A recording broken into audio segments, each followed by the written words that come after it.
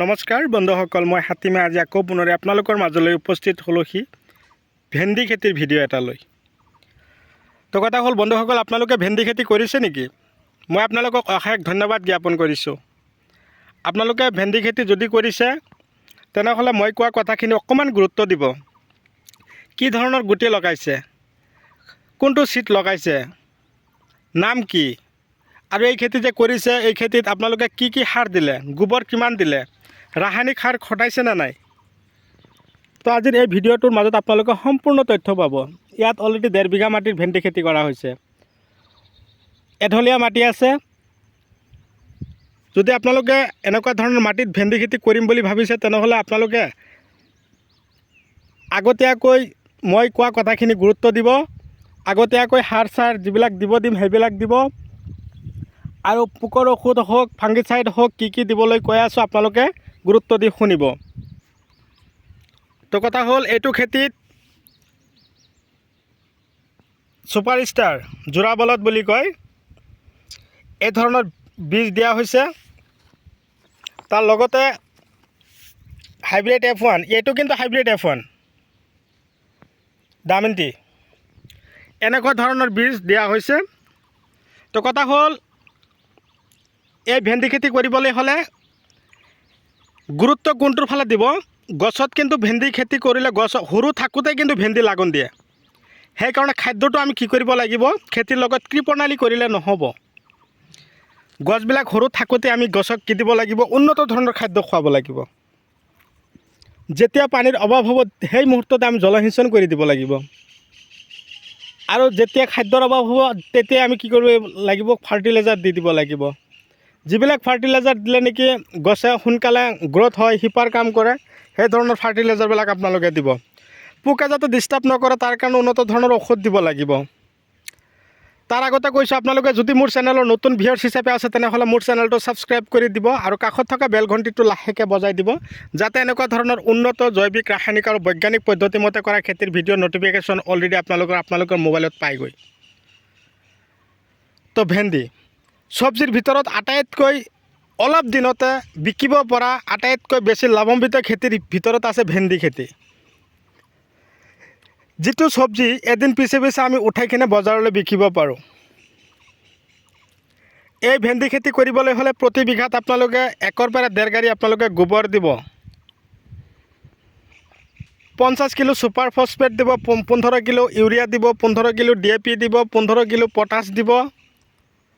আৰু ভেন্দি চিধা একদম পোনে চিধা হৈ থাকিবৰ কাৰণে আপোনালোকে 5 কিলো কেলছিয়াম আৰু 5 কিলো মেগনেছিয়াম দিব।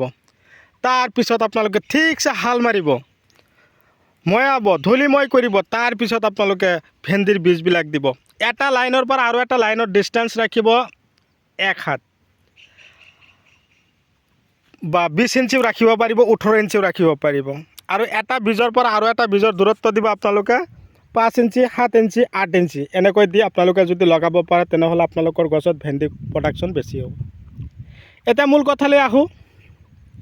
ভেন্দি গছৰ গুৰিবিলাক শুকাই যায়, পাতবিলাক কোচ খায়, পাতবিলাক হালধীয়া হৈ যায়। কিয় হৈ যায়? এটা কথা লক্ষ্য কৰিব, মাটি যাতে বেছি শুকান নহয়। আপোনালোকে এই কথাটোৰ ওপৰত অতিকৈ গুৰুত্ব দিব।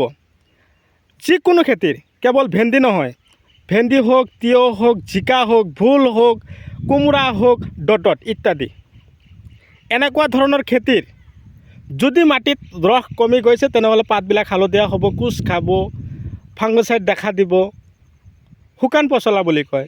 এনেকুৱা ধৰণৰ যদি সমস্যা আপোনালোকৰ খেতিটো হৈছে তেনেহ'লে আপোনালোকে ততাতৈয়াকৈ যদি গছৰ গুৰিবিলাক শুকাই গৈ আছে, ক্ষীণাই গৈ আছে, জুডিঅ' পাৱাৰ দিব। যদি পাতবিলাক কোচ খাইছে, গডৰেজ এগ্ৰোভেট কোম্পানীৰ গ্ৰেছে স্প্ৰে কৰিব। যদি পাতত পোকে বহি কণী পাৰি আছে তেনেহ'লে দাহাত আৰু ডাষ্টাৰ মিলাই স্প্ৰে কৰিব। আপোনালোকৰ খেতিত কোনো সমস্যা নাথাকিব। ভেন্দিবিলাক দেখাত ভাল লাগিব লাগে, দেখাত ভালদৰে হ'ব লাগে। মিৰাকুলান, চাই পাৱাৰ প্লাছ, ৰজোতা পিকআপ এনেকুৱা ধৰণৰ ভিটামিনবিলাক আপোনালোকৰ খেতিত আপোনালোকে দিব। এতিয়া কথা হ'ল ভেন্দিটো প্ৰডাকশ্যন বঢ়াব লাগিব। এদিন পিছে যদিও আমি খেতিৰ পৰা উঠাই কিনে বজাৰত বিকিম তেনেহ'লে ভেন্দিৰ প্ৰডাকশ্যন যদি বৃদ্ধি হয় তেনেহ'লে আমি টকাও বেছি পাম। সেইকাৰণে আমাৰ উপযুক্ত খাদ্য দিব লাগিব। খাদ্যৰ ভিতৰত আছে কি কিষাণ কিষাণ আৰু আছে কৃষি ৰাজা, নেনো স্পাৰ্কাৰ জিয়াৰ, নেনো জিয়াৰ, জিভা 26, মাৰ্বল জিয়াৰ, ষ্ট্ৰ'ব্লেজাৰ 95, ভু এক্টিভ, ভূমিৰত্না, এনেকুৱা ধৰণৰ ফাৰ্টিলাইজাৰবিলাক যদি আপোনালোকৰ ভেন্দি খেতিত দিব পাৰে তো আপোনালোকৰ খেতিত কি কম, এবাৰ দি চাওক। আপোনালোকে এবাৰ দি চাওক না, আপোনালোকৰ খেতিত চাব কিমান প্ৰডাকশ্যন হয়। ভিডিঅ' চাই কেনে পালে কমেণ্ট কৰিব। আপোনালোকৰ যদি পোকৰ ঔষধৰ প্ৰয়োজন হৈছে, ফাৰ্টিলাইজাৰ লগা হৈছে, 7002163162 এইটো নাম্বাৰত যোগাযোগ কৰিব। মই হাতীমাত যিমান পাৰোঁ আপোনালোকক হেল্প কৰি যাম। উজনি নামনি মই ক'তো বুজি নাপাওঁ, মোৰ এটা কথাই বুজি পাওঁ, চবে মোৰ দাদা, চবে মোৰ ভাইটি, ককাই। আপোনালোক চবে মোৰ দাদা, চবে মোৰ ভাইটি, চবে মোৰ ককাই। সেইমতে আপোনালোকৰ লগত মই আগবাঢ়ি যাম, আপোনালোকক এৰি নাযাওঁ। আপোনালোকক দুহাতেৰে ধৰি কিনে মই আপোনালোকক হাতেৰে আগুৱাই যাবৰ কাৰণে প্ৰস্তুতি লৈছোঁ। আপোনালোকক খেতিৰ ওপৰত গুৰুত্ব দিয়ক, সফল হওক তাৰে কামনা লৈ আজিৰ ভিডিঅ' এইখিনিতে অন্ত মাৰিছোঁ। পৰৱৰ্তী ভিডিঅ'ত পুনৰাই লগ পাম। Bye bye.